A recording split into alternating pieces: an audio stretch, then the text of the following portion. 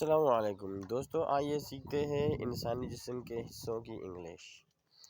پستان، پستان BREAST، breast, پستان کا سرا، پستان کا سرے کو انگلش میں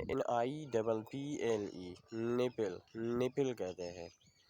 پپنی EYELASH، آئی لیش، پپنی کو انگلش میں آئی لیش کہتے ہیں۔ پسلی RIB، رب، پسلی کو انگلش میں رب کہتے ہیں۔ پپوٹا EYELID، آئی لڈ، پپوٹے کو انگلش میں آئی لڈ کہتے ہیں۔ پنڈلی CALF، کاف، پنڈلی کو انگلش میں کاف کہتے ہیں۔ پیٹ ABDOMEN، ایبڈومن، پیٹ کو انگلش میں ایبڈومن کہتے ہیں۔ دوستو، اگر آپ کو یہ ویڈیو اچھی لگی ہو تو میرے چینل کو سبسکرائب ضرور کریے اور اس ویڈیو کو شیئر کریں۔